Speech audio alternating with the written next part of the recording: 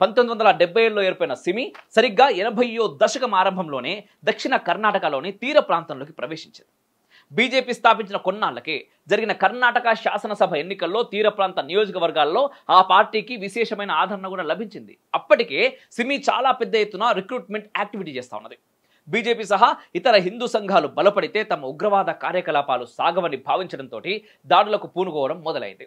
అయోధ్య ఉద్యమం మొదలవగానే దాడులు మరింత పెరిగినాయి. కర్ణాటకలో సిమి ప్రాబల్యం ఏ స్థాయిలో ఉండేదంటే 1981లో పాలస్తీనా లిబరేషన్ ఫ్రంట్ నేత యాసర్ అరాఫత్ భారత్లో పర్యటించిండు. పశ్చిమ దేశాల తొత్తుగా మారిన అరాఫత్ పాలస్తీనా యుద్ధాన్ని నీరుగార్చాడంటూ కర్ణాటక వ్యాప్తంగా అరాఫత్ రాక నిరసిస్తూ ప్రదర్శనలు జరిగినాయి. అయోధ్య ఉద్యమం తర్వాత మలనాడు ప్రాంతంలో హిందుత్వ శక్తులు సైతం ప్రాబల్య స్థానంలోకి వచ్చినాయి. పెద్ద ఎత్తున యువకులు తమ అస్తిత్వ ప్రకటన చేయడానికి హైందవ సంఘాల్లో చేరారు. గడిచిన దశాబ్దన్నర కాలంగా ఉగ్రశక్తులు స్లీపర్ సెల్స్ జాడ కనిపెట్టడంలో హిందూ యువకులు ముందుంటున్నారు. మరోవైపు పిఎఫ్ఐ సైతం యువకులను శిక్షణ ఇస్తూ రెచ్చగొట్టడం మొదలుపెట్టింది.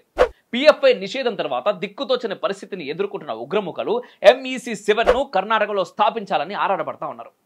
MEC7 అసలు రంగు ముందే బయటపడడంతో జీర్ణించుకోలేకపోతున్నారు. ఈ నేపథ్యంలోనే 2022లో బీజేవైఎం నేత ప్రవీణ్ నెత్తారు హత్య జరిగింది. అకారణంగా జరిగిన ఈ హత్యపై అప్పట్లో దక్షిణ కర్ణాటకలో పెద్ద ఎత్తున ఆందోళన చెలరేగినాయి. ప్రవీణ్ నెత్తారు హత్య జరిగిన మరుసటి ఏడాది 2023లో హిందూ సంఘాల కార్యకర్తల మీద సుమారు 370 దాడులు జరిగినట్టు పోలీస్ కేసులే సాక్ష్యం చెప్తా ఉన్నాయి. ఈ వరుసలో జరిగిందే బజరంగ్ దళ్ నేత సుహాస్ శెట్టి హత్య. ఇదే స్థితి కొనసాగితే రాబోయే రోజుల్లో MEC7 సంస్థ మరోసారి దక్షిణ కర్ణాటక ప్రాంతాన్ని మరుభూమిగా మార్చే అవకాశం ఉన్నదని స్థానిక హిందూ సంఘాలు ఆరోపిస్తా ఉన్నాయి.